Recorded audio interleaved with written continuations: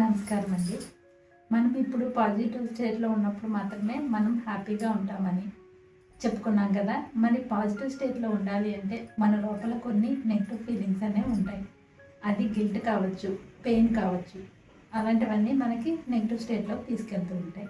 మరి వీటిని ఎలా క్లియర్ చేసుకోవాలి అంటే ఏదైనా చిన్నప్పటి నుంచి చాలా సంఘటనలు జరుగుతూ ఉంటాయి. చిన్నప్పుడు మనం ఏదైనా బాధకు గురయ్యాము, ఒక అబ్యూస్‌కి గురయ్యాము అని అనుకుంటే ఆ బాధ, పెయిన్ అనేది మన లోపల ఉండిపోతుంది. అలాగే పేరెంట్స్ కూడా వాళ్ళ వైపు నుంచి వాళ్ళు మనతో మాట్లాడుతూ ఉంటారు. ఒక్కొక్కసారి తెలియకుండానే మనం కొన్ని నెగెటివ్ సెంటెన్స్ అనేది మన మైండ్‌లో పెట్టేసుకుంటుంటాం.